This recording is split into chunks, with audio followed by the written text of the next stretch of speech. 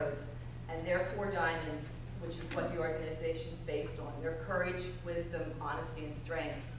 It's an inspiration each and every one of us can learn from. Instead of focusing on these children and the fact that they have cancer, I choose to look at the fact that I want to give back, I want to help the children, I want to help their families, and I want to help the organization advance. I just want each and every one of you to remember that it's your choice how you're going to think and how you're going to react. Your own positive energy will compel things to turn out the way you desire. And the last slide that I have is the Serenity Prayer, which I think most of you are familiar with. I say that every day and live my life by that. It's just a lot of things we have to accept. That was great. I think that's a lot of good advice there, just a ton of stuff. And I think this is one of the most difficult challenges we face, managing our energy. We feel the energy being drained out of us, and yet we do those things anyway, over and over. And then when we get the things that have meaning to us, we're drained. And so it minimizes our effectiveness, and it does require discipline and just identifying what's going to drain you, and just don't do that. You've got to get out of that. So Ruth, we know you're a live wire. Do you ever get tired? Do you ever? In 1 minute?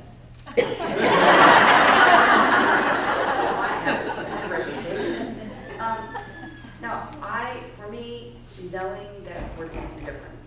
So knowing that I can look at the state and say, in the last 4 years, because of my Dress for Success, South Central PA, we saved the state $54 million.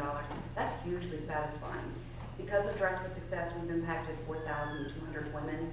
That's hugely satisfying. So when I get tired, which I do, and I really have to take a look up in my office, which is like a fishbowl, and one of the women is coming out to get her picture taken because she's just been suited, and it's a transformative moment. I'm like energized again. It's like, it's okay, everything's fine, I'm energized again. I take a moment, turn the page, look up, see a client, I'm good. And I'm not saying that I haven't given up stuff, like, I don't exercise much anymore, and, so there's some things I'd like to do differently.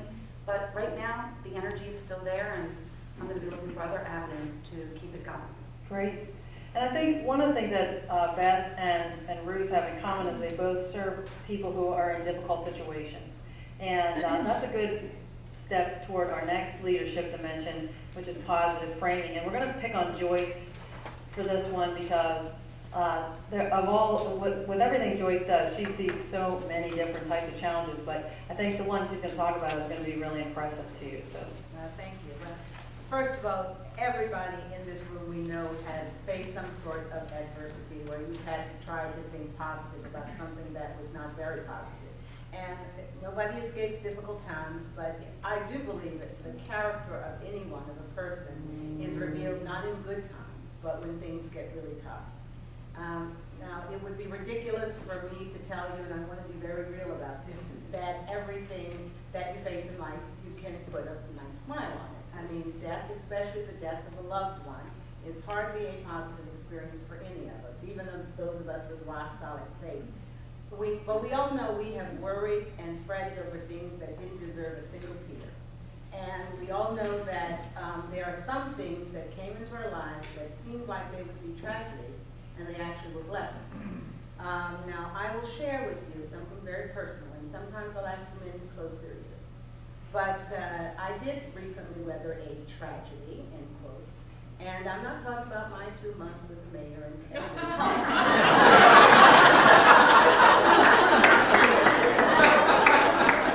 No, worse than that. There was something worse than that. I was diagnosed with breast cancer last time, and it's the second time I faced the prospect of cancer. The first time it was pre-cancer, and that was a piece of cake. Don't even worry about it.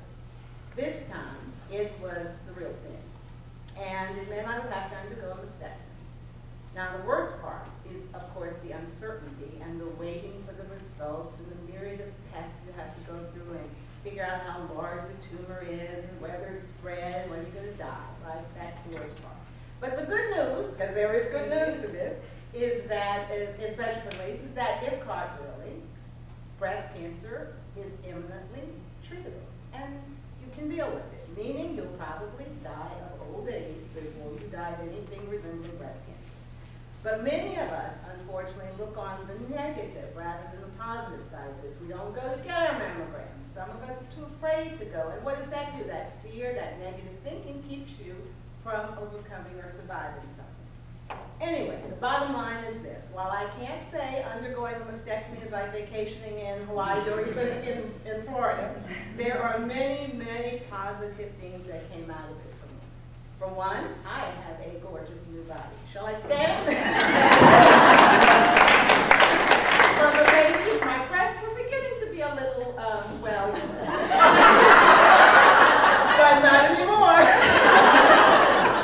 And my stomach was a little puffy, but not anymore. And I was a little plump, but I'm at my ideal weight now, and all because of what?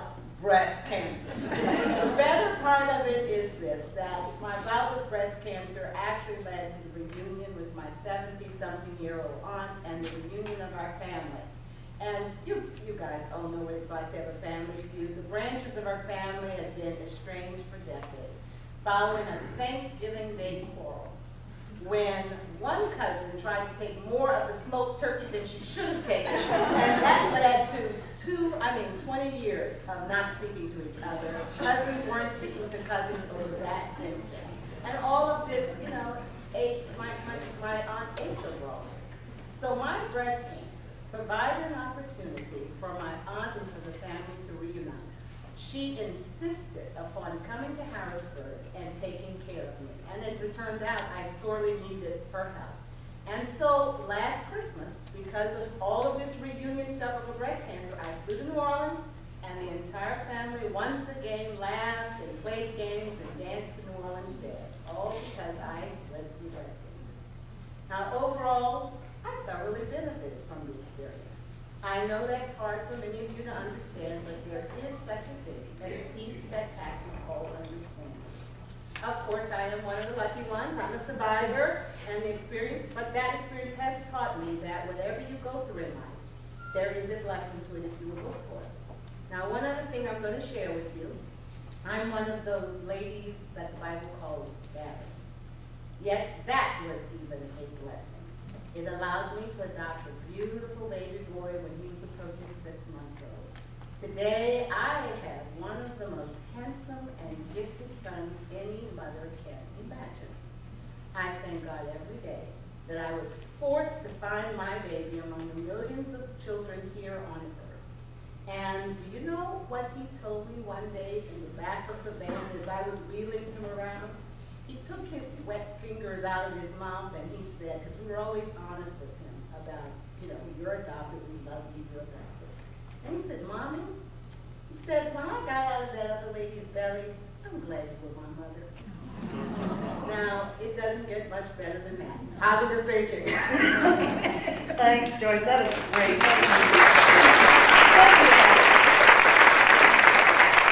That is an amazing example of positive framing, and anyone who's had cancer or a cancer scare can totally relate to that. And you look mild. Tracy, and I know you're interested in this subject as well, and so give us an example of a time when positive framing really helped you. Well, first of all, let me say I love Joyce's story. You know, it sort of reminds us that the difference between success and failure in life really is about positive framing and a positive attitude.